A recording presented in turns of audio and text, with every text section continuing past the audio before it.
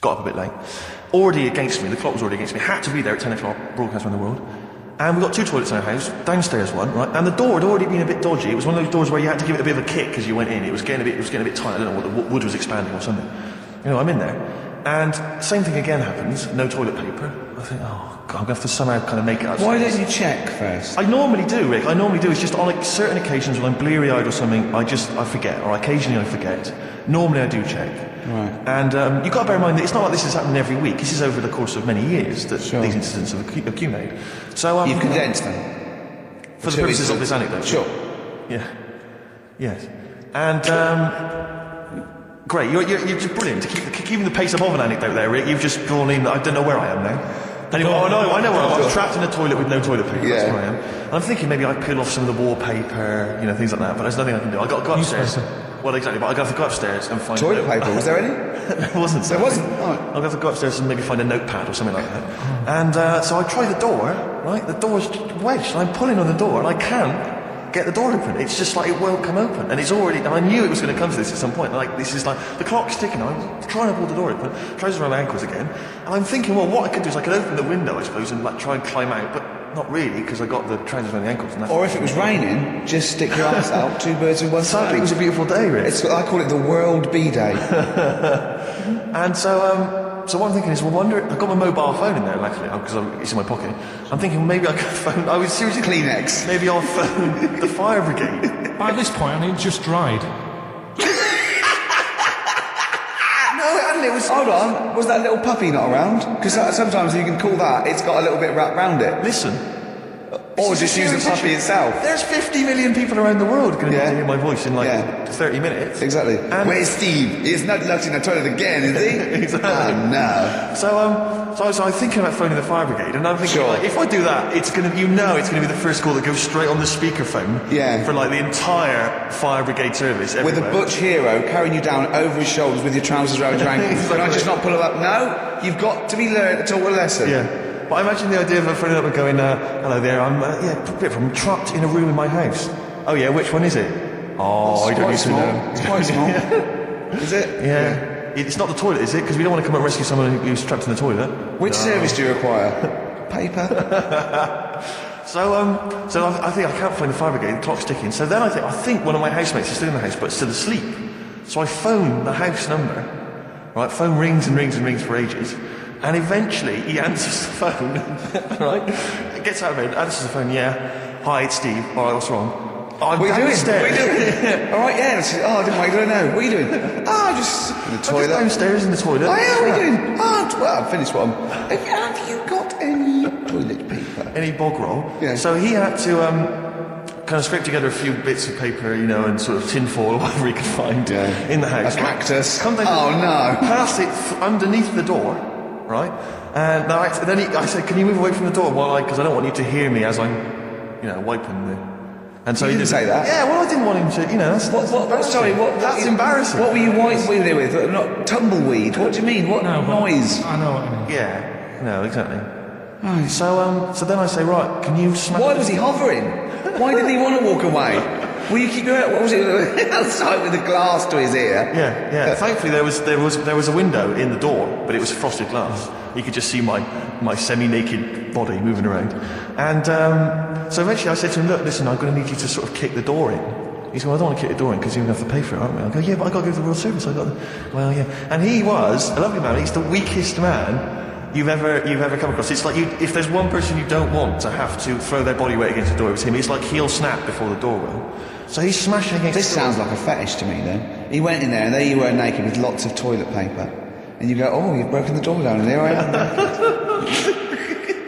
Again. Oh, you've rumbled me, Rick. I wish I'd not told that embarrassing story on the radio. Like it wasn't embarrassing enough, you've just got to make it slightly more seedy. Oh, so did he get it down? He did it, yeah, and I got to the World Service with minutes to spare. Oh. And interestingly, I told that story to 50 million people around the world. You're joking. Yeah. Did they understand? I think so. I mean, is that a bit of a problem when you're on the World Service, like thinking of things that everyone can understand? Yes. Because you can't. It's a bit like when talking to you. Yeah, exactly, Carl. I think you're on thin ice there, worrying about people understanding what you're saying. No, but you can't talk about stuff that's on the telly and that, because some people say, well, we haven't even got a telly here.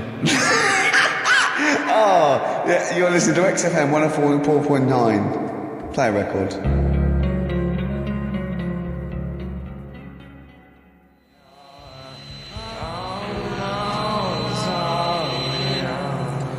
Nirvana, All Apologies on XFM 104.9. I'm Ricky Gervais, obviously, with me, Steve Merchant, Karl Pilkington. Well, Steve, I met up with... I know it's forbidden, usually. I don't know why Let me just explain to the listener. Me and Steve have got a little bit of a pact. We're not allowed to talk to Karl during the week because he comes out with too much dynamite and we want it to be fresh, and it's just unfair. And if he sees us laughing, he clams up a little bit because he knows something's wrong with his head.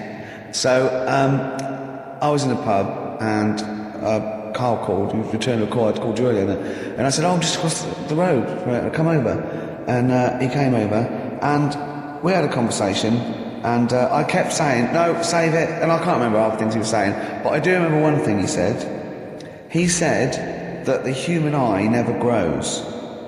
He said, unlike your ears and nose that keeps growing all your life, he says the human eye never grows. Now there's a little bit of... He says, no, you look at a baby, it's got big eyes. It's got the same size eyes as it will have. When a baby's born, everyone always goes, oh, look at its eyes, don't they? Because that's like the main feature. Yeah. They're quite big. They don't grow, they don't get any smaller, they stay the same size. What you mean, once you become an adult, you've the same sized eyes? As soon as you come out of the womb, your eyes, the size they are as a little baby, they stay the same size. It's just like the sockets. And I pointed out to him, right, I said, if that was true, Steve Merchant, when he was a baby, with these eyes he's got now, would look like a hammerhead shark. All right, calm down. You don't want to go lay into the eyes. Do you know what I mean? Just to prove my point. I didn't laugh. Good. When he said that. Respect. Do you know what I mean, though? I've got the eyes are the windows of the soul. And mine they happen to be enormous glass windows. But, but nevertheless, they're beautiful. Many people find them beautiful. Yeah, they're great, yeah, many people find them. Do you know they don't have kneecaps either? My eyes, or...? What? Babies.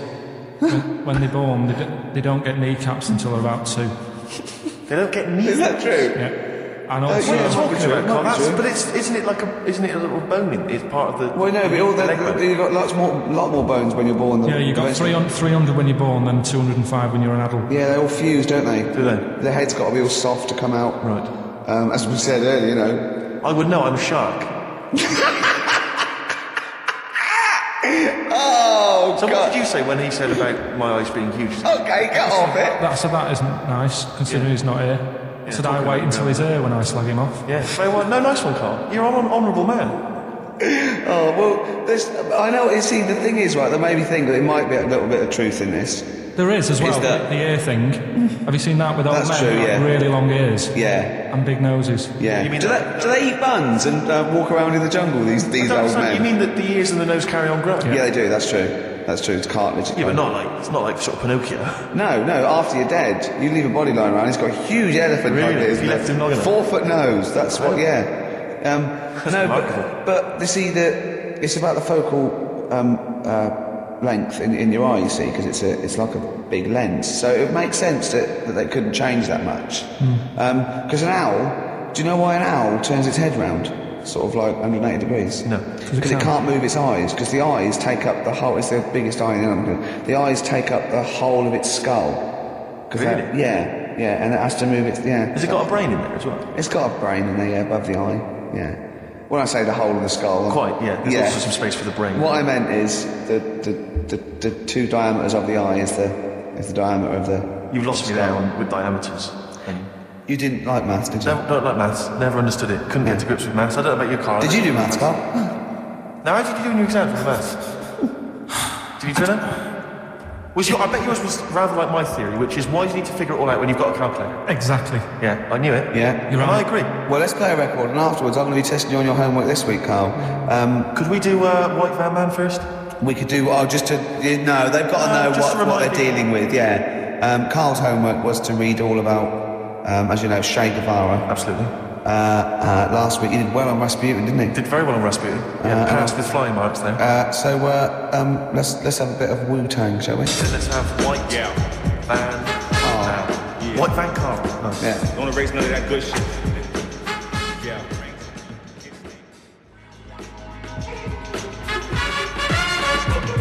Wu-Tang Clan there, Steve. XFM 104.9 with Gervais, with Steve Merchant and Karl Pilkington. Now, I just reminded me of something else Karl's in the week. I know it's forbidden to talk to him, but I'll tell you this. He was very excited about the Friends Reunited. He was a bit nervous at first, wasn't he, last week? But he was really getting into it. And in the pub he was talking about people. He said, I'd never go on a reunion now. So I'd never do that. What, a school reunion? Yeah, and he wouldn't want to see anyone. And I went, well, I said, wouldn't you want to see those two lads with the big heads and the webbed hands? Oh yeah, these were people you went to school with, weren't they? Yeah. Well, I didn't knock about with them. They were in the class. What were they called? Freaks. Right. Right. And he said, no, I wouldn't want to see them. He said, because what could you say? Oh, you haven't changed much. Right. And he said, they wouldn't go anyway, would they? I said, why? He went, well, they didn't have any friends. Right. And I said, well, weren't they friends with each other? And he went, no, that would have been too obvious. Like they passed each other and went, no, I know it's tempting, but let's not. Everyone would think that's just what we were going to do. Yeah. So they didn't even hang around with each other. No. See, I must say, in my head, I've got something like it's like some sort of extra thing from Blake 7 that they're like some sort of lagoon monster, but they just had slightly oversized heads, did they? See, does your head grow? Your eyes don't. Does your head? Because maybe they've got to a point now that it's all sort of caught up with each other. Well, at the time, the eyes were very small and the head was huge. Just a very big head. And Yeah. I mean, the fingers aren't going to change. That's not. They had webbed fingers. It was like the penguin in Batman. Really? Are you sure? No, honestly. Are you sure they weren't wearing mittens? No, seriously. Yeah, it wasn't home economics. They weren't getting something out of the oven, a very hot dish, were they? Every time you saw them. But why were there two, but they weren't related and they weren't friends? I don't know. I suppose it's like asthma and that, innit? Some kids have it, and it just was a coincidence. Yeah, but asthma's quite a common thing. Webbed hands, Karl. Yeah. I don't know, you don't think of it, do you, when you're a kid? You just sort of... when you first see them. Yeah. There goes the frogmen. Anyway, Karl, look, let's have a little quick session of White Van Man. For those that don't listen to the show regularly, the Sun, as you know, has a section called White Van Man where a member of the public gets asked their opinions on the week's big political and social hot potatoes. Karl, we just thought it would be fun if you answered some of the questions. It's not so much questions, it's just your views really on these big news stories. What do you make of Olympic ski hero Alan Baxter testing positive for drugs? What did he do? Well, he won a gold medal in the Olympics, and For what? He was a skier, Right. and he won gold medal, and they've just tested him positive for some kind of illegal drug. For what? I mean, if he did, why take drugs to ski? Because all you do is balance. But imagine, it'd be amazing if you were stoned, like going down a hill. Yeah, it's not like you have to... It's not going to help you, is it? No, it's not just like... gravity that's doing all the work, isn't it, with skiing? Yeah, but it's often to do with your athleticism, isn't it? It's No, but it'd be like saying, and we've just found out the people on the toboggan were on crack. It's not going to help them.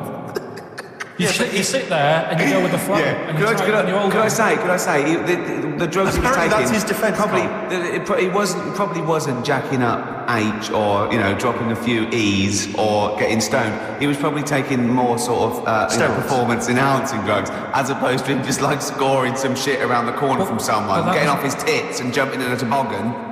Doesn't mean that, does it? He wasn't off his nut. Yeah. You tested you pissed out your head. But why didn't he just say, don't be stupid, why would I do that? It's just not going to help me out. But it is, isn't it? Because performance-enhancing drugs do. Wait a minute, Steve, Calm. Right, look at this way. Okay, look at me, yeah? Have I got his attention? Yeah, the lights glinting off your ring there. Yeah. Okay, right, now, keep concentrating. Right. Some athletes, you're aware they take drugs, that's to build up Swimmers muscle. and stuff. Yeah, swimmers. Runners, yeah. Not only do they help build muscle, right, but they can actually, give them a boost performance, whatever, sort of like steroids and all this sort of stuff. Right? So that's the sort of thing we're talking about, okay? Right. So again, he wasn't on a bomb before. What? Why would that help you when all you've got to do is balance on skis? Not when you're at the Olympic level. Yeah. There's a lot to do with, your body and your legs. It's practice, isn't it? It's like if you've skied for years, then you've got good balance after a bit. Oh, do you know what, Carl? Do you know what? You've made a mockery of drug taking. Well done. Right, next one, Steve. I hate this. I don't know if you saw it. What did you make of Posh Spice's Warts and All documentary? Yeah, I saw a bit of it. What did you make of it?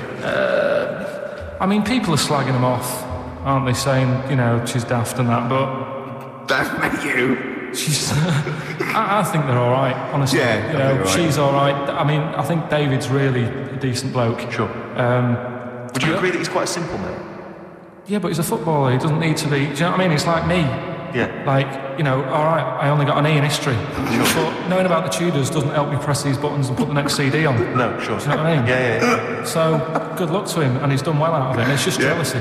Yeah. I remember, though, when I was back in Manchester, I was in Piccadilly train station, and he was there, right? Not as big a star as he is now, back then, but he was stood there, and I was so close to going over to him and saying, "Did you go to my school?" Because I recognised his face, but I didn't know who he was. Do you know when you sort of go, "Sure, I went to school, it's not the one with the big head." Yeah. But I do recognise him, and my girlfriend got off the train, and I said, "I'm sure I know him." She said, "Yeah, it's David Beckham." And I was so thank close. God for your to girlfriend. She get an awful lot of scrapes, does she? She does, yeah. Okay, what about the fact that the pension crisis is going to force Britons to work into their 70s, Carl? You might have to carry on working into your 70s before you can claim a pension. I think it's a good thing. Because you see a lot of old people who look bored. And I honestly think if you keep your brain busy, you'll live longer. Yeah. It's only when you actually shut down, right, that's when your body sort of dies because it doesn't feel it has a purpose. It's like if you've got flu, keep going to work. If you have a day off, you just feel worse. You'll mope about at home, doesn't do you any good. What about, where do you draw the line then? What if you say lose a finger? Pop into work? Depends. If you can't concentrate because it's painful. But what if you're a typist? You're not going to type as many words, but you'll do more at work than you would having a day off at home. Sure. Okay. Tony Blair turning trendy with his Paul Smith designed naked lady shirt. I don't know if you've seen this. It's the one with pictures of naked ladies on the cuffs. And, you know, I mean... Okay. And finally... see, this is what annoys me about this feature. It's just, what's that? So what? Yeah, but it's the Prime Minister of this country wearing a trendy shirt with naked ladies on the cuffs. All right. Okay. And finally, what do you make of the fact that Top of the Pops have banned Will Young singing both tracks on the number one slot, and consequently he wasn't on there at all? They had to show the video. The first time anyone's ever made this demand. He wants to sing both the A and B side. Well, he can't. It's double A, yeah. Double A side. That's what they wanted. That isn't how it works, is it? Yeah, I agree, yeah. And the thing is, which one... I mean, at the end of the day, loads of people have bought it, haven't they? Isn't it like one of the best? So it doesn't really matter what it does, because people have got it, they can listen to what song they want at home. It doesn't matter about what Top of the Pops do. Yes. And it's just annoyed me now. Who's annoyed you? Just what goes on in the world. I tell you, you're better off not knowing. It's better being in my little world. If that's what people are talking about on the streets and asking the white van man, do you know what I mean? I think you're right, Carl. I think you're right. Shall I play a lovely song for you? Because you're getting all stressed now, aren't you? I've not had a good day. No, I know. We tell you about that. It's not a good day. Well, I'm going to play a Neil Young track here of Harvest. It's Alabama. It's beautiful. And this is for Carl.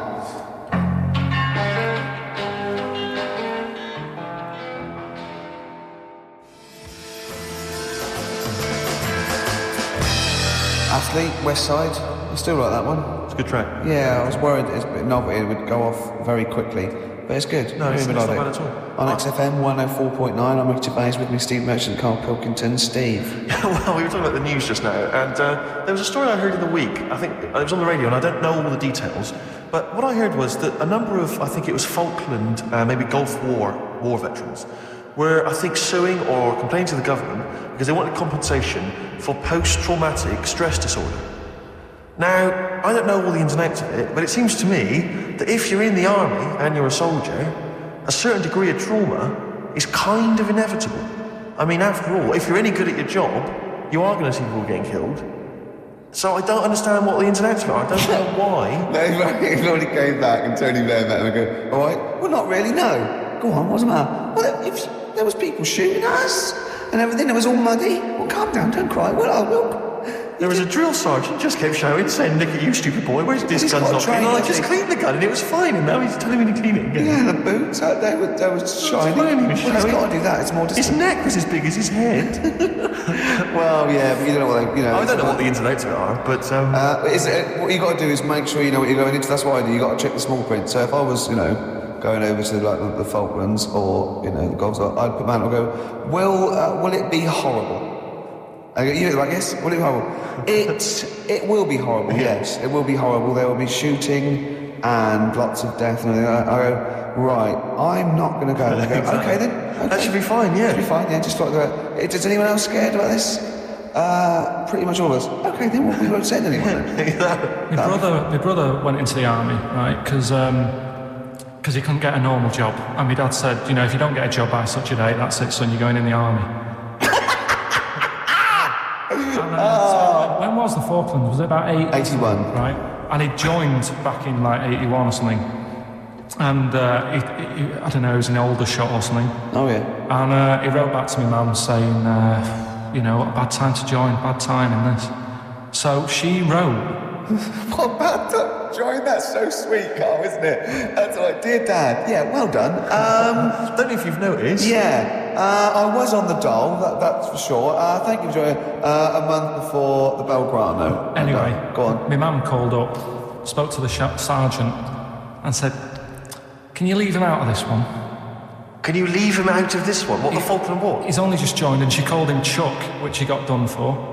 Like, she's one of them. I think it's a northern thing, like saying, "How are you, Chuck?" Yeah. And she called the sergeant Chuck, and the sergeant said to my brother, "Your mum, she's called up and asked if you can not go." Which, of course, we'll see how it goes. What do you mean? Why did the sergeant even entertain this? Well, Pilkington, come here. Your mum's been giving me a bit of earache. Now listen, tell her I've told you. But can you call her, because she called me Chuck and everything. Can you call her and say you don't mind? We're not really, oh please, because I've promised her I'll say you want to go. No, please, say you want to go. Why was he entertaining this phone call? Probably because he was new. What? Because he was new to the army, I suppose. Who? No, the sergeant.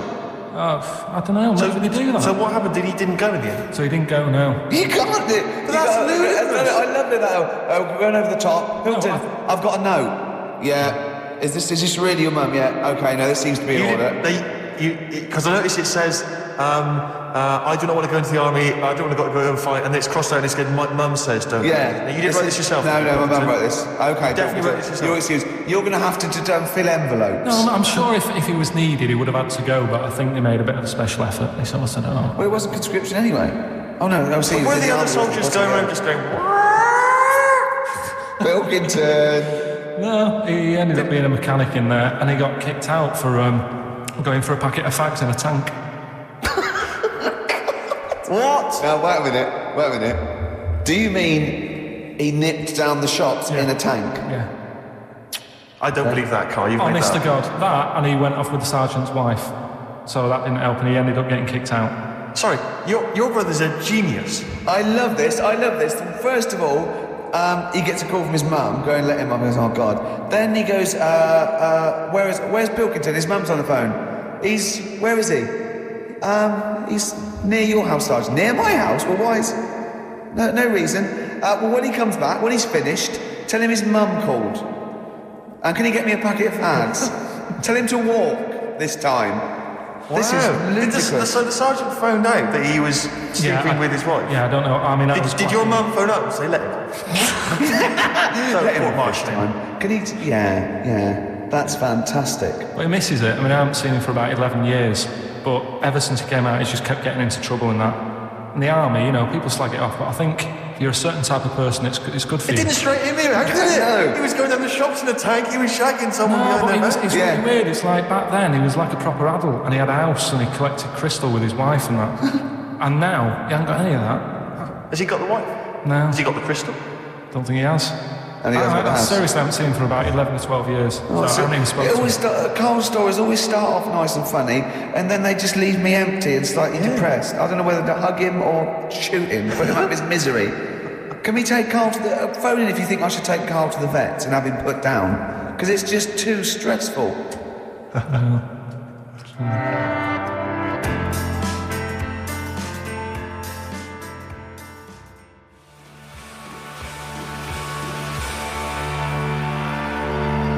Hives, main offender, XFM 104.9. Wow, it's that time in the show where I test Carl on his homework.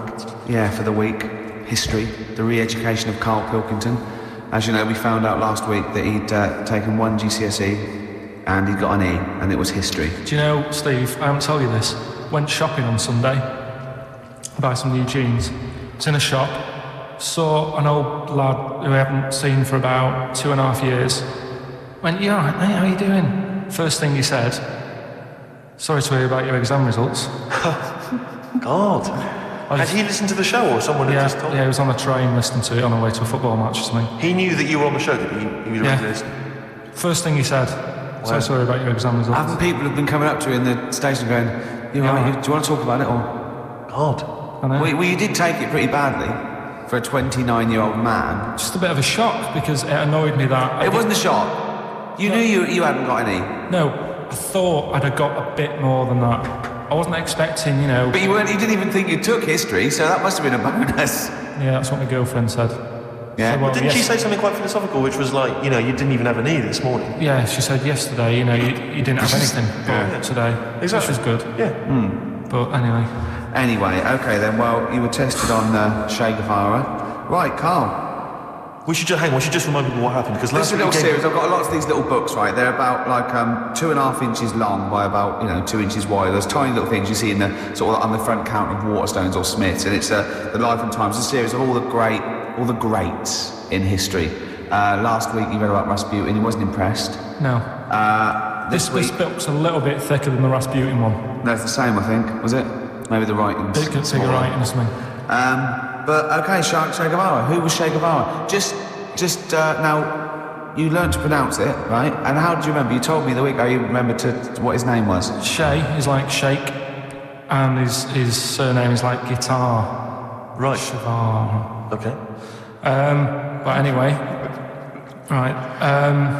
Tell us what you know, and we'll answer. Right. First of all, his name isn't really Che. Right. It was something else, and Che means buddy in wherever he's from Argentina. Mm-hmm. Right. That's right, isn't it? Yeah. Yep. Right. So anyway, he was born, and he was. By the way, Carl's not reading this from a book now. This is all out of his own head. This is not pre-planned notes. No, this is. I mean, I know it sounds written, but he's just riffing Right, on this. here we go. Go on. He was born. He had bad asthma as a kid. Right. Which I thought was quite interesting, because they didn't have cars and that back then, and that's what they're blaming asthma on these days. The bad build-up of traffic and that. Well, they did have cars, Carl. Not as many as they have now. Okay. So that was something I picked up early in the story. He had asthma. Yeah. His dad was into he wasn't a politician or anything, but he was, they were into the politics. Sure. So he sort of grew up around a family who was into, watching the news and that, and keeping up to date on what's going on in the world. So that sort of rubbed off on him. He went to school. He was doing stuff on medicine. Yeah. Yeah, he wanted to be a doctor, or he thought he did. Yep. Anyway, he learned really quick. He did like 6 months work in about 3 months. So he could have some time off school or something. Right. So he took that time off and went to travel South America with his mate on a motorbike. Yep. Yeah. And he saw all this bad going on in the world, and he thought, oh, this is bad, this. Yeah. I could do something here. I could change this, make it a nicer place to live. So he said, what I'm going to do is join a gang that sort of is against the like the government. Yep. Right. Am I right so far? Yeah. You're doing very well. Right. And the woman who he met, who was like running this gang, is a woman called Hilda, who he later married. Right. And Hilda introduced him to Castro. Right. Who was like the head cheese of the gang. Right. Who wanted to change things. Okay. And so she said, like, this is I think his real name was Engelbert or something like that. Ernesto. What? Ernesto. She said, this is Ernesto. He does medicine. Should have him in our sort of army. Yeah. So when there's injuries and that, he can make people better. Yeah. So he said, yeah, all right then. So he joined the gang, and they went like went to sort of. I'm chopping it down a bit. No. Sure. You're condensing. It's not in real time. No. So anyway, so they go. It feels like it. See, this is why I just wanted you to ask me questions. Well, listen. Let's cut to the chase then. So obviously he made his name as part of the Cuban Revolution. Yeah. Yeah. Do you know what date that was? About No, I don't. Okay. And obviously, so he was a big involvement in that. Yeah. Which country was he caught? He was caught in Bolivia. Yeah. How did he die? They executed him. Yeah. They shot him, and his last words before he died, right? The guy's there with the gun. And he wasn't scared. He wasn't like crying or anything. He said to the bloke with the gun, he said, "Go on, shoot me. Be a man." Yeah. He said, and they shot him. And did it tell you what happened to him after that, his dead body? No, but Suzanne was telling me about this the other night. She said there's more to it than that. They stuck it in a glass coffin, didn't they? Well, no, but before that, they cut off his hands and his feet and sent them to the... No, because they buried him in different places, and then they buried the body. I think they might have sent the hands to Fidel, but they buried him in an unmarked grave, because they didn't want anyone to start using his grave or his tomb as a place of martyrdom. But of course, that just made him even more of a martyr, because no one knew where he was buried, so it just meant that he was even more... Yeah, but that wouldn't work anyway, because if they did find out, that's more places people can go and sort of grieve. Do you know what I mean? If you've got all these different graves... What, with different parts of his body? Well, you've got a foot over there, and it's like, well, you know, oh God. His head over there. Thanks for what you do. He's a genius. Yeah. So all in all... essentially, what's your summary of Che? Yeah, you like him more than Rasputin, don't you? A lot better bloke than Rasputin. I can understand why he gets one of those little books. Well worth knowing about, and good bloke. Did a lot, you know. Crammed a lot into his short life. Yeah. But, interesting bloke.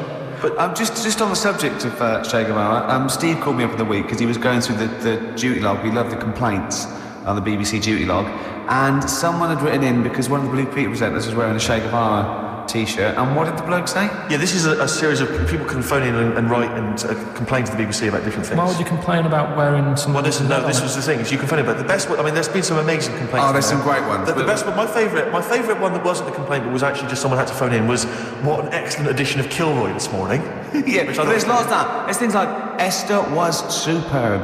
Woman called. Woman called. There was a brilliant one I remember once, which was Robbie Williams was wearing a Nike t-shirt on top of the pops last night. Product placement on the BBC. It's just all things like that. Yeah. But anyway, this was one phone call. There was a presenter on Blue Peter. She was wearing a t-shirt with Che Guevara's face on it. Right. And someone had written in and said, or someone had phoned in and said, very worried to see a presenter wearing Che Guevara's face on a t-shirt. Are you trying to turn my children into communist revolutionaries?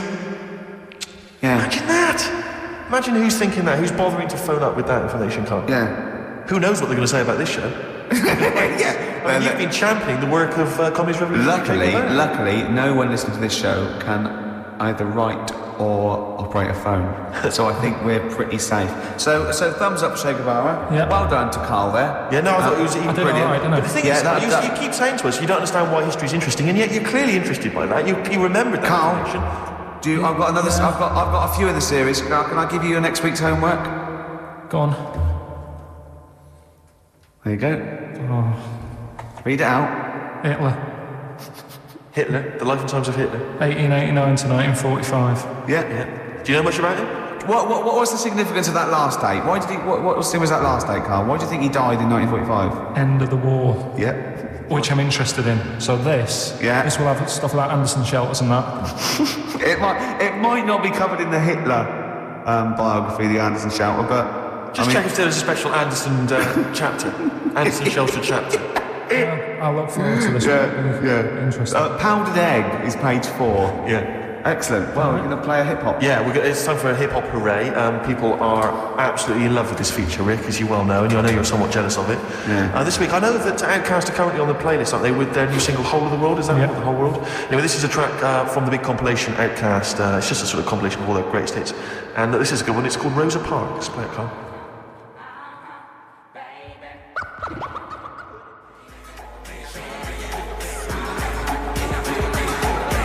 Their greatest hits album, that's Outkast, and a track called Rosa Parks. Like it. Yeah, enjoy it. Now, we just had a call from someone impressed by Karl, and Karl's very pleased because this guy has actually done a PhD on Che Guevara. So in theory, whatever subject he chose, in theory, he's probably one of the experts in the world on this particular field. Now, hello, are you there? Yeah, I'm here. Hello, what's your name? My name's David.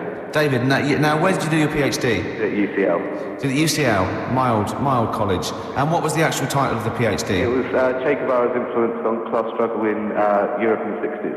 And what did you think of Karl's performance? I thought he did really, really well. The only thing I've never heard those last words before. So Karl actually knows something you don't know. Yeah, possibly. Although you presumably not take that as verified information. You probably wouldn't take everything Karl said as gospel. You'd probably look it up yourself, would you? I probably would have a look. Did you know about babies' eyes? Sorry? Did you know that babies' eyes don't grow?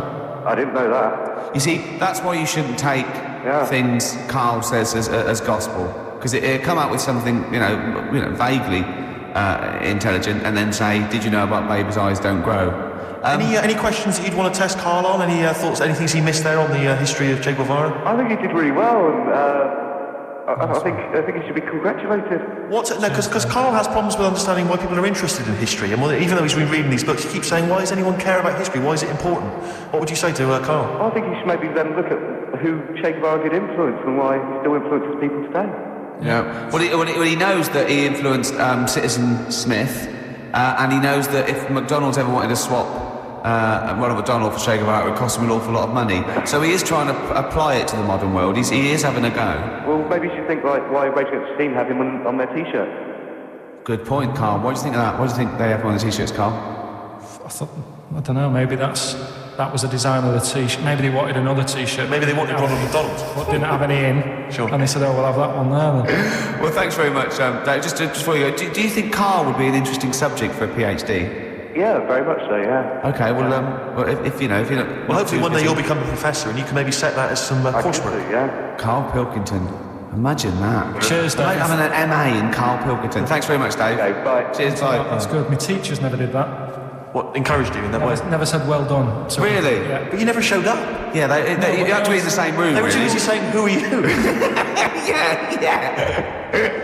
No, well, Mrs. Matthews, my head teacher. Oh, let's not lay into Matthews again. Oh, Not not Matty Matthews, not Grimble Matty Matthews. I'll we used to call never be a high flyer. her. If she could see you now, what'd she say? You'll never be a high flyer. She said that to me, mum and dad, Really? on a parents' evening. And that was after I'd played the drums in Little Donkey. She clearly didn't know what she was talking about. Picture song.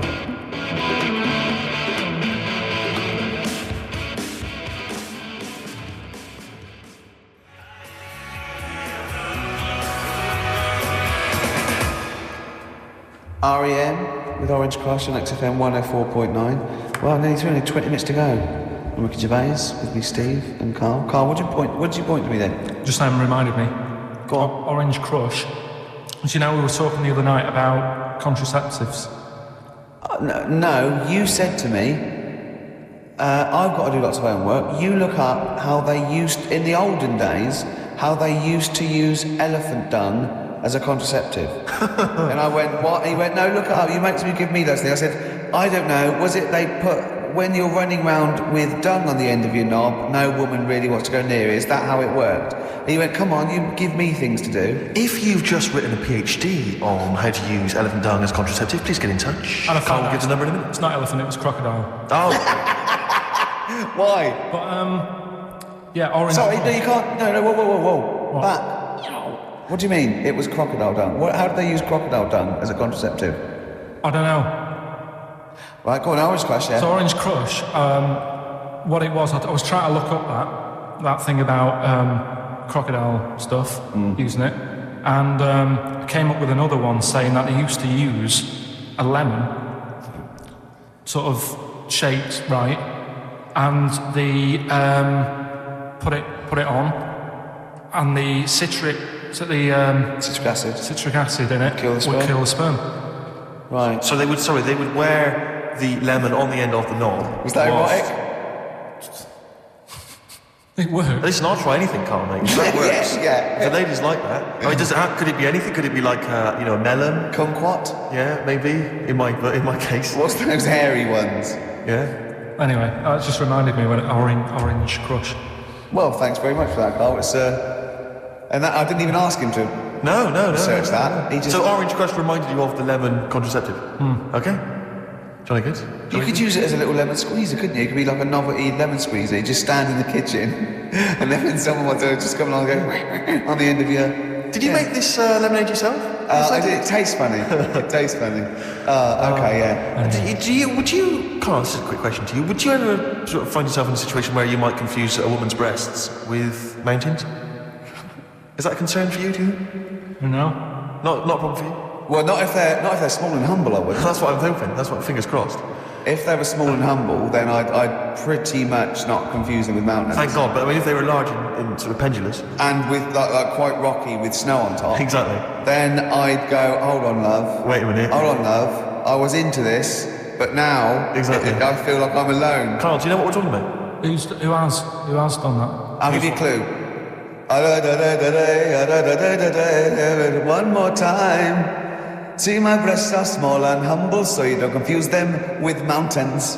Shakira. It's a lyric that taking means the nation by storm. It's quite a nice song. It's got It's very much like, it sounds a bit like Men at Work down under. yeah, it's got the panpipes. Is this what's its kid? Who? Julio Iglesias. No, it's Shakira. Consequently, the word Shakira there being mentioned. I haven't heard of her. Okay. She's a big Latin star, apparently, big Latin American star.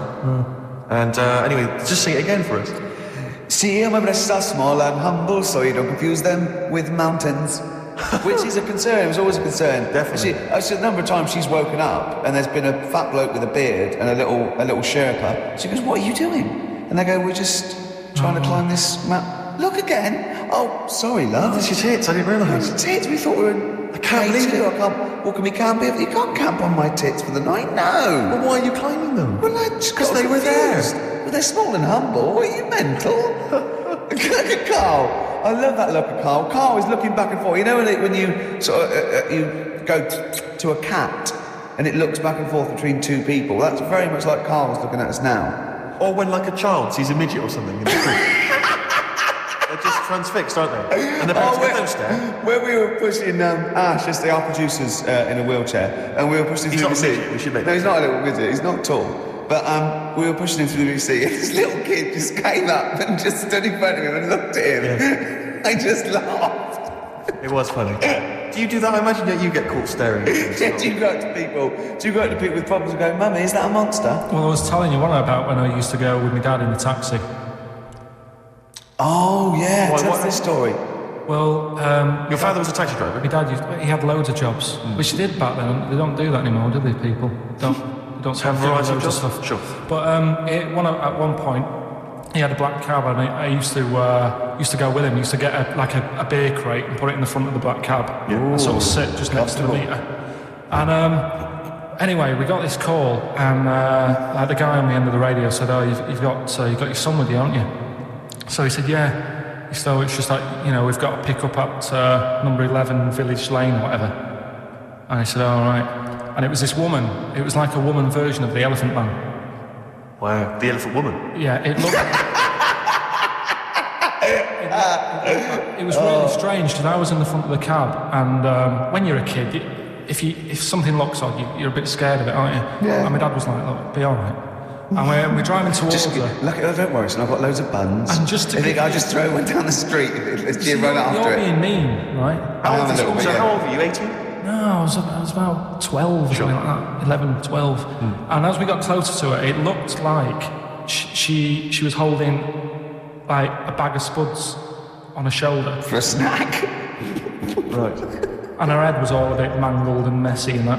And my dad said, "Whatever you do, don't stare at her face." Yeah. And she got in the Because you back. turn into stone. She got in the back, and I had like the mirror, the driver's mirror thing, and sort of having a look, trying to work out. And he said, "Don't stare at her face." I couldn't work out where her face was. It was that weird. Oh God. So I'm not sure you're from Manchester. I think you're from, like, Narnia or something. Yeah, you got frog boys walking around. the Lord of the Rings. That got like the claws of a lobster and the head of a toad. Yeah. And you got women getting in with spuds for heads. I mean, what This is not Manchester. is This this is not the place? place you grew up. This is Yeah. Oh, you can't believe it in London, can you? You come down and go, look, symmetry. It must be amazing. It must be a thing to do with upbringing, though, mustn't it? And because again, do you know, I've said to you before, years ago, when I was a kid and didn't have any worries, good-looking lad, you go through it a bit, have a few more worries, and you look knackered. Now, back there's a lot more worries and stuff, so you get a lot more freaks. Whereas in London, everyone's like happy, aren't they? I love the fact that stress can cause your fingers to fuse and your head to grow. No, but if She must have been really stressed to have a head. Yeah. So what was was she an accountant or something? You know what I mean? But what did she do? What did she say? Where was she going, by the way? She couldn't speak. London Zoo, please. I think she was going to like To the fair. Seriously, honestly, God. On my mum's life, she was. Because at the end of the day, that's a good thing with animals. They don't judge you, do they? She's not an animal. She's a human being. She's not actually an elephant. No, but you know the elephant man was not actually an elephant. You understand that? He's got no elephant genes in him at all. No. That was just a cool name people gave him. Yeah. No, it's the name of the disease, isn't it? Elephantitis.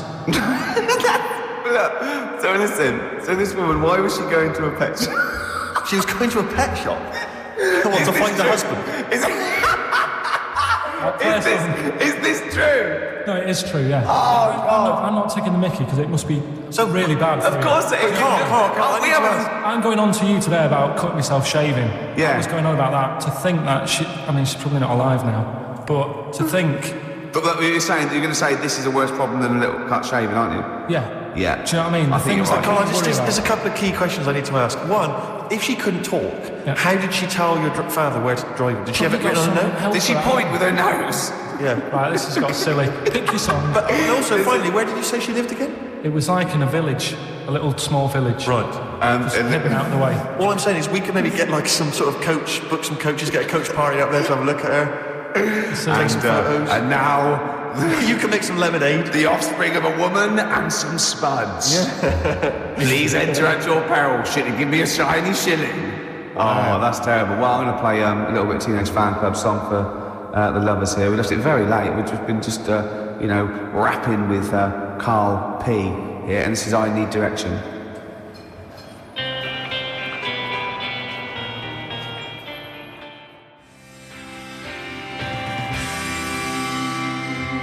Teenage Fan Club.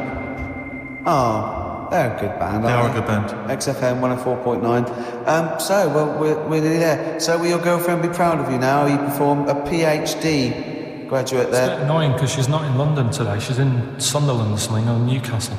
Right. Working. So she won't know what your greatest triumph. She saw last week's and you got an E in history, and now this week you come through with some great praise that Mrs. Matthews never... laid upon Even you, did looked she? at. No, just said you won't be a high flyer. Hey? You've shown them, haven't you?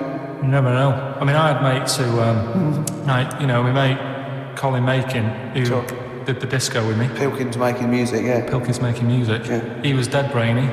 I don't think he's up to much these days. Sure. You can't plan it. Yeah. Just goes to show. Well, I mean, you can do. There's a certain amount of planning you can do. I mean, driving a tank down to the shops with some fags never going to mean you're a high flyer. And that woman who you picked up in your black cab, she's in a circus now and she can fly, which is good. Am I confusing that with a film? You went to see a film this week, didn't you? What did you see? The Monsters Inc. Did you have a little argument? What was the argument about? Did you have an argument with your girlfriend or something? Because about... Well, the history thing took over last weekend, to be honest, when you found out the results. That was like the talking topic of most of the weekend. And, why? What did she say? You brought it on yourself.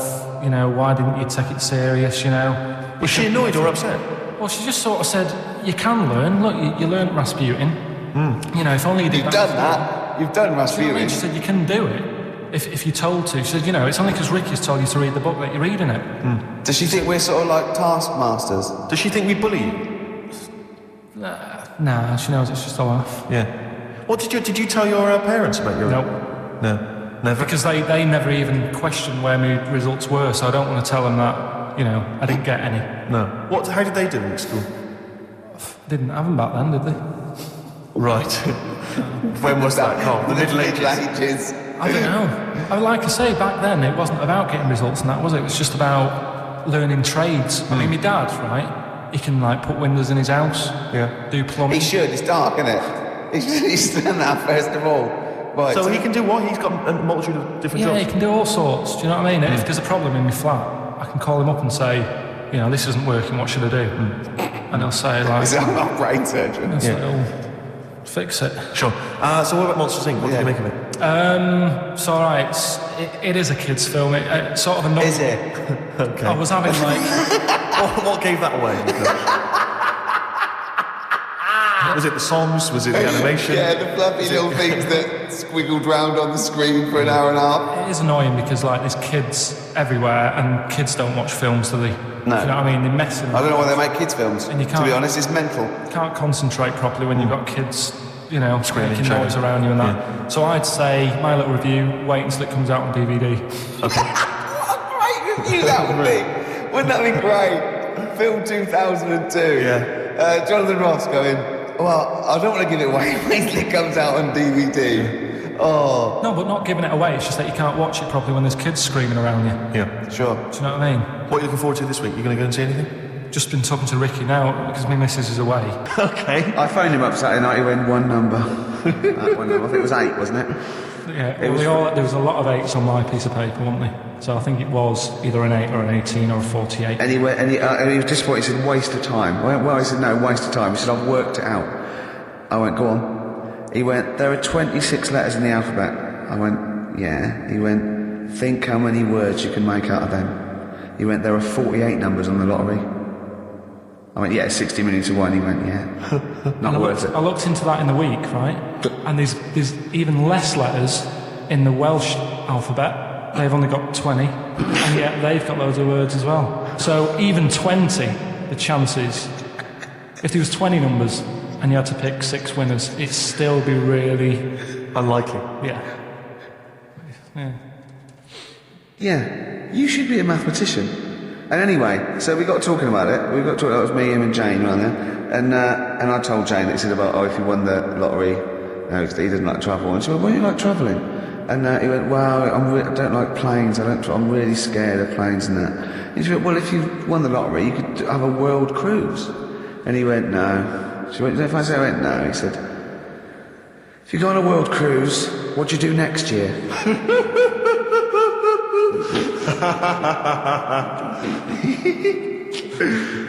It's brilliant logic, Carl. It's but you know, on the world cruise, you don't actually see the whole world. I mean, you. And if you did, it's not like saying, well, I don't want to see that twice. Do you know what I mean? The world. It is the world. There's a lot. There's a lot to see.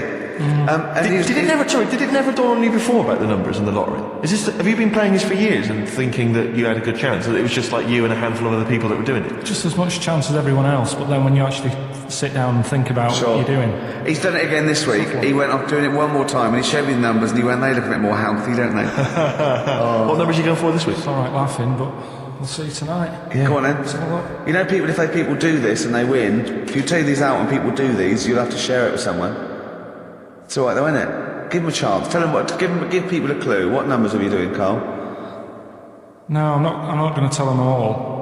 I'll give you 4. I've got 5, 9, 12 and 26. Okay. You're not going to give us the other 2? No. That's a big difference, isn't it? 4's worth about 8 grand in it, but if I give them the other 2 and it wins. Yeah. What are those 4 numbers again? 5, 9, 12, 26. Also, coming up is Carl's GCSE results. He took them in 1988, I think. Mm-hmm. And we've phoned his score, we tracked him down. We've got Carl's GCSE. What did I say? How many did you get, Rick?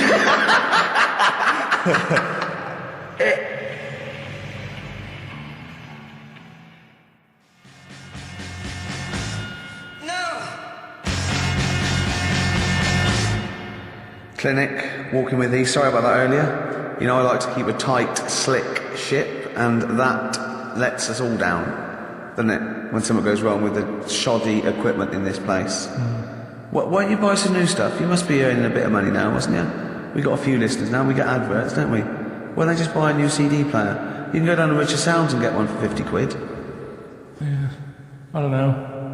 Because I suppose when you're starting off, you save the money you make first before you spend it. Go down to Record and Tape Exchange, take all the 4 non-blondes and excess stuff you've got. Out of the record label. You'll be able to get an old CD player. 25 minutes this week it took. What? Before the 4 non-blondes. I think we should make that some sort of calling to win feature. Carl, are we using the equipment that you used to use when you had Pilkey's Making Music, the DJ outfit? I love that. That was Karl Pilkington and someone making. Colin Making. Colin Making. Pilkey's Making Music. Genius. Are we using that same equipment? Did you earn any money? I paid for the tube lights and that. I sort of covered my costs. Did you? Did you pay tax on that? No.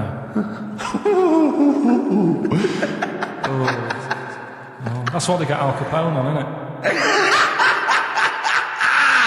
It is, yeah. That's right. Don't worry about the music policy. We're sorting that out. We've got some Verve coming up. We got some Jimmy Webb. We got some Nick Cave. We got some Amy Mann. We got some Travis Corner Shop. You know what I mean? We're sorting some big names out. there. We haven't started yet. We're just starting, getting going. We got Carl's GCSE result. Let's just do it now. Should we do it now? Well, I think we should have a White Van Man session. Oh, White Van Man. I think people tune in for the White Van Man Yeah, session. people who haven't tuned in, they don't know. If people aren't familiar with this, The Sun runs a column every day which is asking some punter from the street their views on the week's big events, and we just thought, why not hijack that idea but apply it to Karl Pilkington. Carl, I've seen much news again this week. you've not seen much news. Don't worry, I'm sure you have an opinion on it. Just give us it from your heart. Saw Gladiator. Okay, so, well, on the subject of Gladiator, what do you make of Russell Crowe's appalling behaviour at the BAFTAs?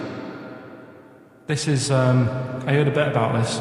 This is when he got some director or something, because... Director or producers threatened him because they cut his bit, didn't they? They cut a poem that he'd done during the acceptance speech. I watched it on Sunday night. I didn't realise it wasn't live, to be honest. Yeah. But I quite liked the way it was to the point and didn't mess about. He went up, he said thanks. So you're saying that he shouldn't have beaten up the director? Is that what you're basically saying? It's a bit over the top. You thought I mean, if you didn't have time, if you really, I mean, what's the poem got to do with the film anyway? He was an awards. So do you think it's ever justified to beat up a TV director if you're a major Hollywood star? Depends what he's done, but I mean... Right, what would he have to have done, Carl, for it to be fine for him to then beat him up? The thing is, right, forget all the beating up. At the end of the day, it was an awards thing for a film. The poem had nothing to do with the film. Yeah. So go collect your award for that thing. And if he really, really wanted people to hear about this poem, he could have photocopied it and left it at the entrance and said, on your way out, this is a really nice poem, pick one up. No, but the thing is, he knew it was televised, so he knew by saying that poem once, he was reaching 5 million people. That's a lot of photocopies. Do you see what I'm saying? I'm not saying he was justified. It wasn't a poem award. If it was an award show for poems, you'd say you can't cut it out. It'd be like doing the top 40 and then going, number one's good, but we haven't got time for it. But it's a films thing. Okay. And he went up and he got the award for the film. Which film was it for? I don't know. But when I wanted to give you results, I said, let's give Carl his results. Steve went, no, we should introduce people to Carl again, just remind people what Carl's like. And he's so right.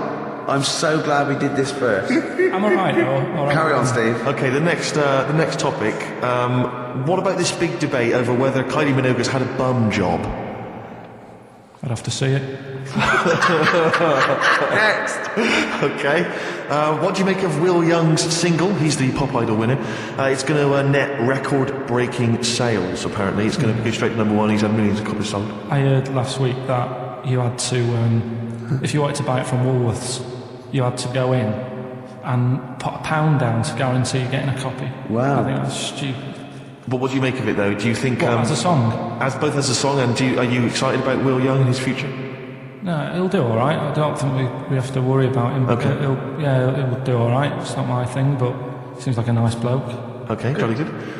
What do you make? Yeah, one final one then.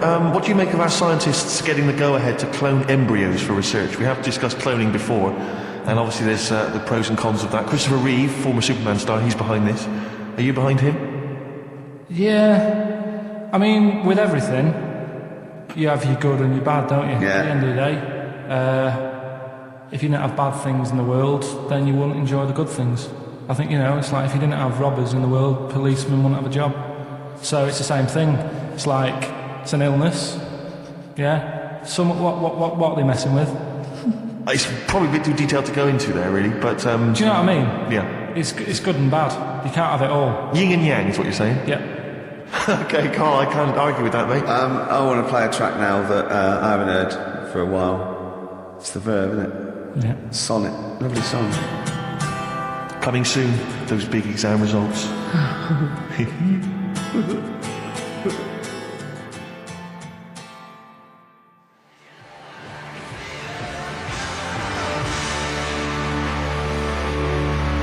Black Rebel Motorcycle Club, spread your love. It's time to give Karl... You're actually nervous, aren't you? I'm a little bit nervous. Just to recap, Karl is 30 this year. He never went to get his results of his GCSEs. So myself and Steve took it upon ourselves to phone his school, track them down, and we actually got your results. What did you think you took? Did English. Right. Maths. Yeah.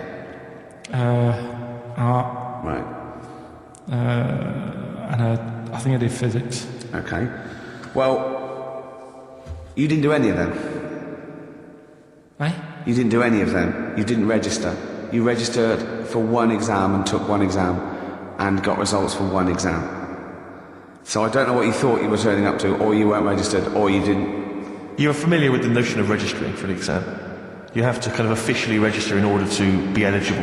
What do you mean, register? I turned up for a couple. Yeah, you can't just show up. You have to register for them. You have to pay this because it costs the school money, so they have had to have paid for you if they thought you were going to pass. You can't just turn up on the day and ask for some paper at the front. I never got a letter telling me that. Well, that's because you were never at school. But you did somehow register or registered for one exam. You registered for history. It's a topic that you've always been interested in. Oh, I was saying to Ricky before, World War II, I loved it. Not the actual event, No, the study of it. all the stuff like, about the Anderson shelters and stuff like that. Yeah. The bombs and that. Mm-hmm. And then when I took it, it had nothing to do with that. It was more about the Tudors. So the Second World War didn't come up? You mean there were no questions about the Anderson shelters? Nothing. That's devastating. So what are you expecting the result to be? Is that seriously? Is that it? Yeah, it's the only one you took and registered. As far as the school is concerned, or certainly... Well, it's the only one that they told counts. us. It's the only result. It's the only one that counts. Yeah, you've got... I don't... Did you register for yours? Yeah. Yes. I've got certificates and everything. So what... Do you do that before the exam? Do you have to go somewhere and sign something, or... Yeah, you don't check your results and then decide if you want to register. It's not like Millionaire, when you look at the question and go, I think I'll take the money. You go... But anyway, you must have registered for one, or maybe your teacher put you in for I didn't do it. They must have been Someone else confident. They registered must have been confident. They must have thought your best bet was history. Right, so... What did they get? You got an E, which I think, technically, is a pass. E? It's a bad pass, but there's F, and there's You're not going to be doing a PhD. you can get an F, right, which is fail, and then a U, which is ungraded. Now, I don't know why the U exists, because F means you failed. U is like them going, you not only failed, but you wasted my time. So... We're annoyed that you took this exam. So you thought they'd register me to get an E? Well, they didn't. I think they were hoping... It was rather like you with the lottery. They were hoping for something better than You nothing. see, I assume that the man who registered for that thought he can scrape an E if Anderson shelters come up. Yeah. Well, that's it. You've got... Now, what I'd like to do, Karl, is... I've started your education. You've read a book on Rasputin. I'll be asking you a few questions about that later. I've got another book for you to read next week. Next week, I've got the little... I'm not in the mood. What? Not in the mood. Oh, come on. Look, what's that? What does that say? It's that fella... It's the picture of the bloke that he used to use for Citizen Smith. Yeah? Che Guevara. Yeah. He was quite happy, I think, when he found out that Robert Lindsay was involved. He went, yeah, of course you can. No worries, yeah. What are your feelings, Karl? What do you think? Are you depressed? I'm just a bit annoyed because I'm sure I turned up for more, so it just wasted me time. Listen, they don't matter. I'm sure you're doing very well. You can educate yourself. GCSEs are merely a stepping ladder to help you, not just for education, but they're more vocational than anything else. You're doing very well, and you're reading books. Don't worry about it. It's not just something. But if you want, I'll pay for you to take history again. Karl, we'd love to see you get a C or above. And Well, we're willing I'll pay to... for you, and I'll get you some books. Right, now listen. We can... Let's get... I reckon... When are the exams? June? Something like that, yeah. We'll try and register next week, and I reckon you can get an A or B. in history. In history. No, don't worry about it. It's just easy. Okay, you've wrote his notes. If Heat magazine, they love you, Carl. They could probably sort something out. They could probably pay for a tutor. They got a lot of money. They sell a lot of magazines. I mean, it is always, almost always, and you found that out, I discovered this, it's always the Tudors and Stuarts. There's no fear for that, they're not coming up. Now, what do you already know about them? You must already know stuff about Henry VIII and Elizabeth. No, because it's too long ago to even get interested in. Do you know what I mean? You can't... Is that why you didn't... Okay. The Anderson thing, it was like, God, I bet my mum and dad were in an Anderson shelter. This is interesting. What, when they... Oh, my granddad would have had something to do with this. But the Tudors, it's like, I don't know even if they had a family back then. Play a record. We come back to this. Sorry. Because I need to introduce the new feature. Yeah, I don't know if I had a family back then. Carl, listen, let me just ask you now, right? If you can finish this sentence, we've got a chance. Divorce beheaded, died. Divorce beheaded. Died. What is it? We just need to do a little bit of work, but otherwise I think you're going to be fine. It's how you remember what happened to Henry VIII's wives. They're little... Divorce beheaded, died. Divorce beheaded... It's like SPAM. Support... What's it? Support, protection, anchorage, movement. That's how that's nothing to do with the Tudors. No, and nothing to Stuarts. do with the skeleton. Yeah, see, no, we're not doing biology. Mnemonics and acronyms. What happened to Henry VIII's last wife? Did she die or did she not die? Divorce beheaded, died. Divorce beheaded. Do you know that the only king that has got a moustache is... No. The only king that hasn't got a moustache is the King of Hearts on the playing cards. What's the record you play? I want to resurrect the career of a different artist each week. This is an artist who's overlooked by the general public. Red card. This is Amy Mann, and she always seems to get overlooked. This was a single a while back. I think it's called Red Vines. Play it, Carl.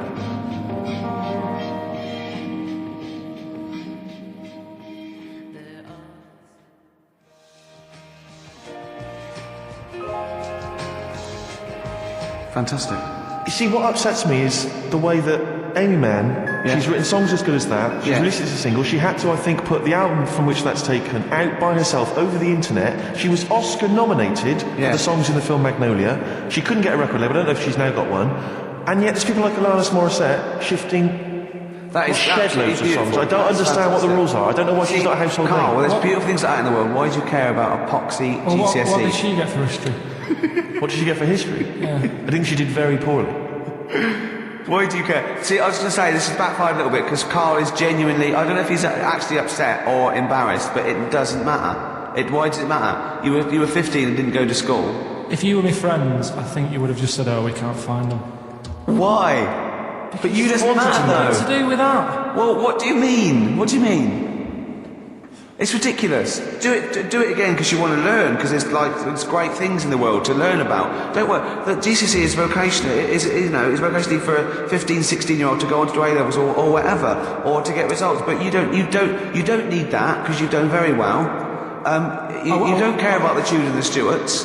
I mean, I mean, I've had a couple of jobs, not this one, because you don't need qualifications to get a job. Obviously. In the radio. Obviously. Absolutely right. The ones that I have got in the past, I did, because I didn't collect them, I had to lie. And I didn't like go mad. I didn't say I had A's and stuff.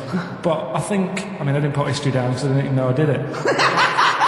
So it's a bonus. I kind of treated myself to like a D and a couple of C's and that, so it's like, well, he's not... I love the fact that Carl even then was honourable. It's like, I'll at least put down the ones I think I took and lie, but the ones I didn't take, I won't lie about. Yeah, and don't give yourself a B. Exactly. If they're going to find out you lie, give yourself a B next time, It could Carl. backfire, couldn't it? I mean, my brother's a bit mental, and he used to do things like go for jobs and say, oh yeah, I've done this before, like being a mechanic, and he's never even picked up a spanner, and yet he'd have the confidence to go and try and fix cars. Well, I'm not that daft, but God, and Who do you blame for this? that's just an easy way out. I have to blame myself. You know? Yeah. What was the teacher like? Well, there's loads of different ones. I mean, the history teacher, it is my own fault, because with her, she was a bit mental, and I used to kind of stop the lesson by saying, oh, miss, tell us about your fireplace you've got that is made from a gravestone. Because that's what... That would stop any English teacher in their tracks. And she loved telling you about it. Yeah, It was like, I learned that from a teacher. So that's what I didn't know about divorce, head loss, and all that. Yeah. Dandruff legs. Horse, head loss, dandruff legs. But remember now, divorce beheaded died, divorce beheaded survived. That's all you got to remember. And what's that? That's what happened to Henry VIII's various In order. wives. In order. What does it spell out? No, it doesn't spell out anything, you just got to remember the rhythm. In order in which he married. Yeah, but it helps. It's like when my mum taught me the alphabet. She taught me as like a song. A, B, C, D, E, F, G. Yeah, constant. No, not like that. Huh. That's how everyone else could do it, and I couldn't do it that way. What tune did she do it to? It was A, B, C, D, E, F, G, H, I, J, K, L, M, N, O, P, Q, R, S, T, U, V, W, X, Y, Z.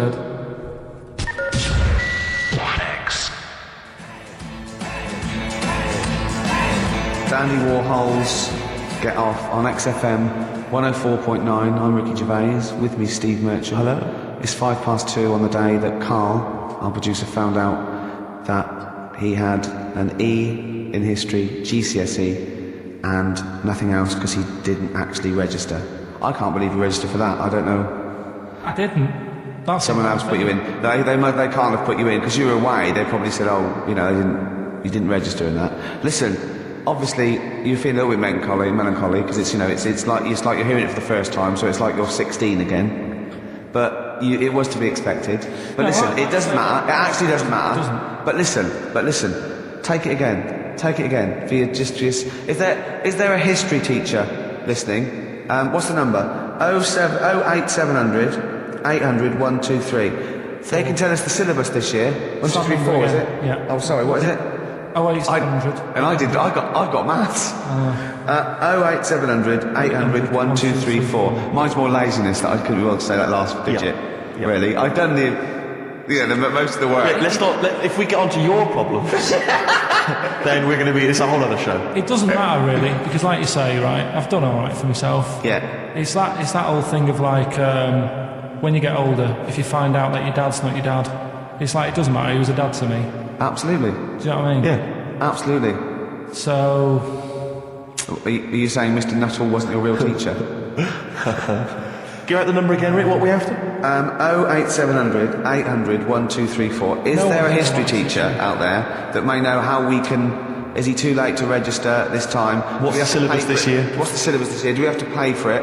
And does he want to earn like 25 quid cash in hand to give Karl a couple of lessons? I'll stump that up. Take it, yeah? It'd be great, it'd be fantastic. They probably won't want to do it though. We'd film it, it'd be a documentary on choice. Heat magazine would be right behind it. There'd be, little clues. We could have a little question and answer, little quizzes. You know what I mean? Rick, before we play the next record, I've just been looking through the XFM gig guide, and I just wanted to let you know that at Spitz this evening, Commercial Street E1, doors at 8 o'clock, Gut Bucket are playing. So, no, just a lot of people, listeners will probably want to know that. But I don't want anyone to miss out on the Gut Bucket gig at Spitz tonight, Commercial Street E1. That's a good plug for the Gut Bucket boys. Well, ladies and gentlemen, please welcome to the stage. Now, Steve just played one of the most beautiful records. I mean, so I've got the ante here, and I'm going to play another Jimmy Webb track. I played it off 10 Easy Pieces last week, and I have played this track before, but a different version. You all know it. Obviously better by Glenn Campbell. He wrote a lot of songs for Glenn Campbell. And this is Galveston, and this is absolutely beautiful.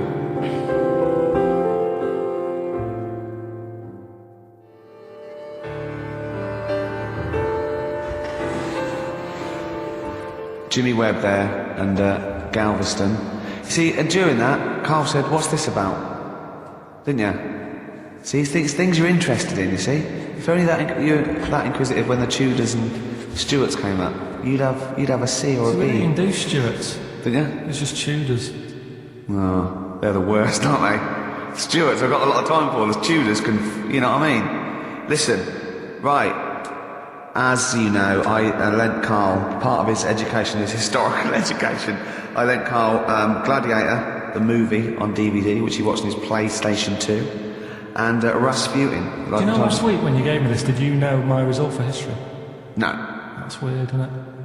Yep. Now, right, okay, it's the film review. Karl, you just tell it from the heart, tell us what you thought about the film, what you thought the... Can I just ask, is this the first time you'd seen Gladiator? You'd never seen it before? No. Okay. And what were your thoughts? Okay. The film review. Gladiator. It's alright. Nothing great. It's like an old, sort of an old version of Rocky done in the olden days, really. Right. A bloke fighting other people. Sure. How sort of well known is the story? Do you reckon people know the basics? Well, just very quickly, just do the plot. Quickly. There's a guy called Max. Maximus, yeah. Yeah. There's Caesar, and there's Caesar's kid, and Max goes to war, sort of wins it, comes back. Caesar says, "You're good at what you do. I wish my son was as good as you. So I want you to be in charge when I die." His kid finds out, a bit annoyed about it, kills his dad because he don't want anyone to hear that he said that he wants him to be in charge. Yeah. So his kid gets in charge and thinks, "I'll show you. You're not going to be king, I am. You're going to be a slave or something." And then next thing you see is... Sorry, can I just stop there? My only thought is the film's 3 hours long, so maybe we should go through the whole plot. We've done the first 10 minutes, but go on. So yeah, he's a slave and then... Yeah, but then, that was an interesting bit that I thought, right? I mean, I was watching this with a girlfriend, she was already annoyed because she wanted to watch Friends on E4. Okay. Yeah. It was a good episode as well this week. Was it? Yeah. Don't tell her that. Okay. Right, so she was annoyed and she said, "Come on then, put it on." And I got it wrong straight away because it says on the back 149, so I thought that was an hour and 49 minutes. It turned out it was 149. No, I thought it was 1 hour 49. Yeah. But it was 149 minutes. Sure. So it overran anyway. By 40 minutes. Yeah. So anyway, the interesting bit was where he was going across the desert on a horse. And I think to show you how long he'd been going across the desert on his horse, he's showing you a shot of the horse's knees and they were bleeding. And I just wondered whether that's what horses do if they run for a long time. Do you know? I don't. Good. Right, so anyway, so he goes on, he keeps going on like this. He's a slave, and then he has a fight at the end with the Caesar's kid, and he kills him. And that's how it ended. Okay, good. What did you think of it? Just generally, what bits... What do you think was wrong with it? Right, well, I've read up on it, and there's already a fact that is wrong. Right. Caesar's kid, he didn't actually kill his dad. His dad died of a natural death. Right, in real life, you mean? Yeah. Okay. And what's Caesar's kid's name? Comedian or something? I think it's comedian, yeah. Yeah. That's where the name comes from. When a funny person is called a comedian. He didn't actually get killed in real life by Max. No. He died by his sister poisoning him, and he didn't die. No. Are you saying that this is not a historical document? It's wrong. All over the place. Yeah. Well, next week I'm giving you Braveheart, and that is actually true. That is factually accurate. I can't. It is. It was a little Australian fella that helped him out. Just for people who watched it, they know that the guy, Caesar's kid, he died. His sister tried to poison him. That didn't work. Apparently, he was a gay fella, and his boyfriend, who was a wrestler, strangled him. Where did you get this information? On the internet. I thought I'd look it up to see how much of it I actually got right. Yes. And that's what I read. Okay, so out of 10? 5. Really? Yeah. Okay. It's not good. I wouldn't get it out.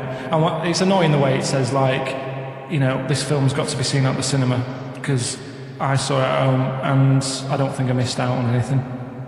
Very good point. I think that's probably the point they're making, but yours is valid too. We'll play a record, and after that I'm going to ask you about Rasputin, the Mad Monk.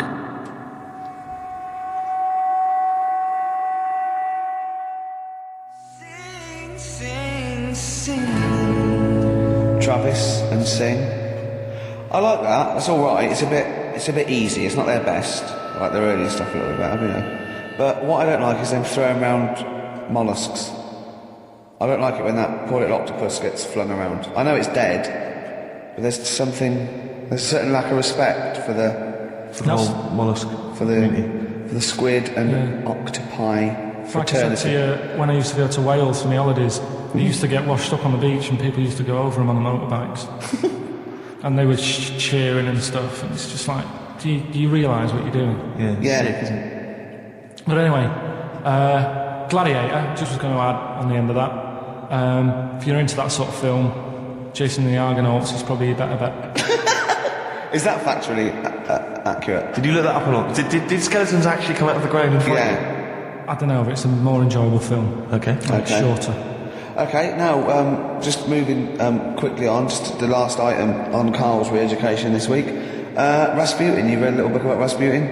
What did you know about Rasputin before you read the book, Carl? Can I just tell you, when I handed him this book, it was my house, he went, is he the one that lived under the bridge? And I went, what do you mean? He went, the fellow that lived under the bridge, and you had to pass him with a, and Jane went, you're thinking of Rapunzel. And he went, yeah. And I went, well, that's not Rapunzel either. Rapunzel's, you had to say, isn't that, you had to guess. The person who lived under the bridge was the troll in the three little... Yeah, I'm a troll, Foldy well. So, to answer your question, Steve, that's what he knew about Rasputin. Okay? So have you read this whole book? Can I just have a look at it, Rick? This whole book, it's about the size of a beer mat. Yeah, I'm just thinking... But did you read the whole thing? No. You didn't manage to read the whole even thing? do that? Well, again, some of the names in there are so long and foreign sounding that I just thought, I can't remember all these. So I just got to the meat of the story. Go on, Okay, what what is did it? you learn about Rasputin? Right. He was a monk. Yep. And Mad? he... Was he a mad monk? Hang on a minute. Don't confuse him. Sorry. Right. Go on. God. You see, this is what happened in the exams. Right, he was... Oh, don't do that when I'm drinking, Carl. Please, mate. He loved his women. And that's how the story started off. He had really nice... Story started. Yeah. He had really nice eyes, and that's what everyone fell for, especially the women. Yeah. Anyway, the people back then thought he had special powers because he could hypnotise people or something. Oh, yeah. And it was about a little lad who had some sort of blood clot on his leg. And he said, just calm down and you'll be all right. And people thought he had special powers, but what he was doing, he was saying calm down and he relaxed and it stopped the blood flowing sort of as fast. And that's how he got better. But anyway, that's the only bit of special work that he did. And then he kept going on and he was going in brothels and all that. And the people in the town thought, this isn't right, he shouldn't be going about doing this. And Where did he live? Russia. Is that right? Yeah. What sort of era? I thought you'd like now, About 1800. All right. Okay. And then... Do you want to check that, Steve? You got the book? People Well, got I know sick for a of fact that's him. all right. People got sick of him, and they said, "Oh, we'll have to get rid of him." So they tried to. He loved cakes as well as women. Okay. So they said, "Let's poison a cake," and they poisoned a load of Easier than cakes. poisoning a woman, wouldn't it? And he ate these cakes, and it just didn't kill him. And they were like, "God, what's going on?" And they kept giving him more and more cakes, and He was suspicious. and that didn't work. So the fella said, "That's it. I'm going to shoot him." So. Well, I imagine it was the end of his tether. So- I mean, he was back and forth to Mr. Kipling's. He shot him once, and that didn't work, and the fella thought, oh my God, and he started running away, and Rasputin's running after him, and he shoots him like another, I think he took four Face full of Battenberg. four bullets. Who It did you took. swear then? 4 bullets it took to kill him, and then this fella who was after him chucked him in an icy lake, and that was the end of him. But I don't understand sort of... What don't you understand, Carl? Well, the fact that, he's a bit of a name in history. I don't understand why, because it just sounds a bit like my brother. Does he love women and cakes? Do you think that'll be his downfall? Right, I want you to study. Right, if you want to do, that's the first introduction. Right, if you want to do some extracurricular, What would that get me? There's a song by Boney M that lays it out. Suzanne told me about that, saying about Russia's greatest love machine. Yeah. But it didn't say anything about cakes. No, I think if you get the 12-inch mix... no, but they say it, according to Boney M, and I don't know who's correct, the bloke wrote that or M. They put some poison into his wine. Now I don't know if M have done their research or whether they did shoot him until he was dead. According to them, he was the greatest love machine in Russia. I don't think it says that in the book, but M might know more than that fella. So what's your final verdict on Rasputin? Just a normal bloke who didn't have that much luck, really. That's what I don't understand. I was waiting for something special at the end, but Just a normal fellow, really. Yeah, just an everyday... Happens all the time, doesn't it? Just an everyday mad monk. Yeah, just an everyday mad monk who you have to shoot and poison and throw in icy lakes to kill him, and who loves women and cakes. I mean, come on, do we need another one of them? Boring. So what would you say about him then? How would you sum him up? I think you've done it. I think you've done it. There you go. So next week, Che Guevara, you going to read the book? I don't know. Come on. Next week, Che Guevara, take it home. There he is. Give it here then. Nice one. Good luck. Cheers.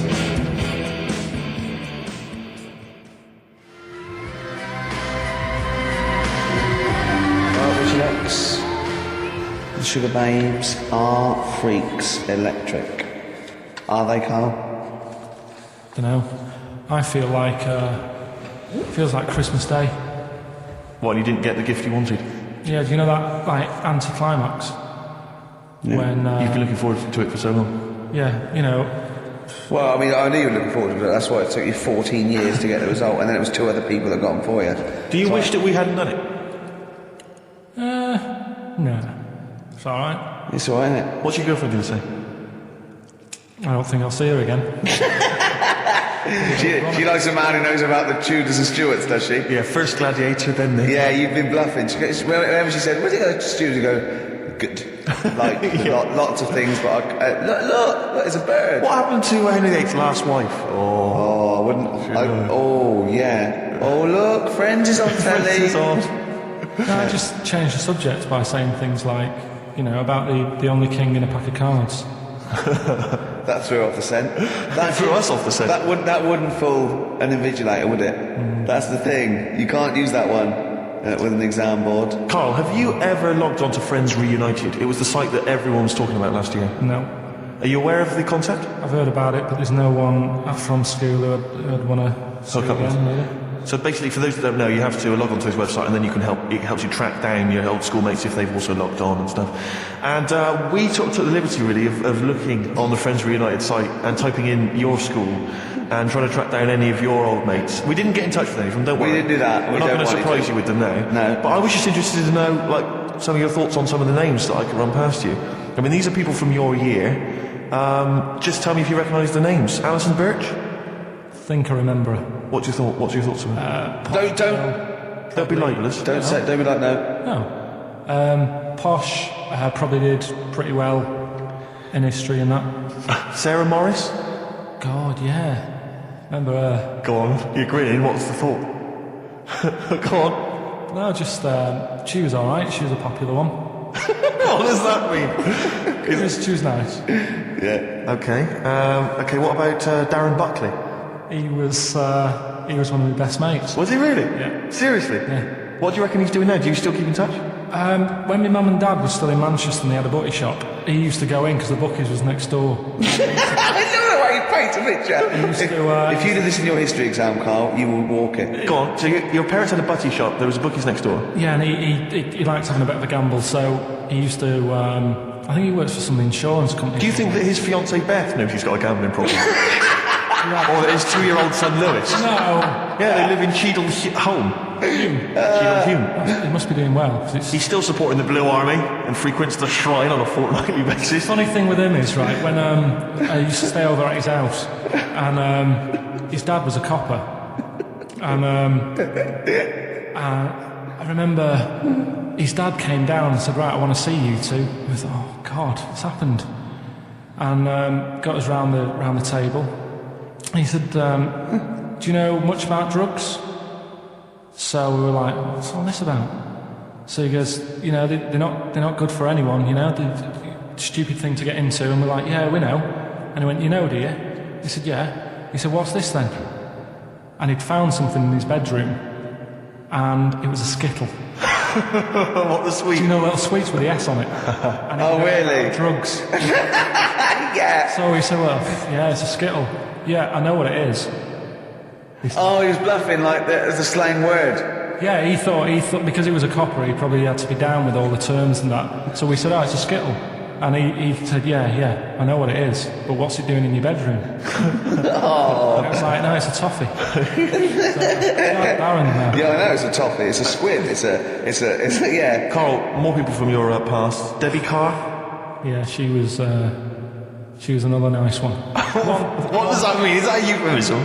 No, she was one of them that you'd sort of go, she's nice, but she'd never be your girlfriend. Do you know what I mean? She was, Not really. Even though she was in the same year, she seemed a lot older.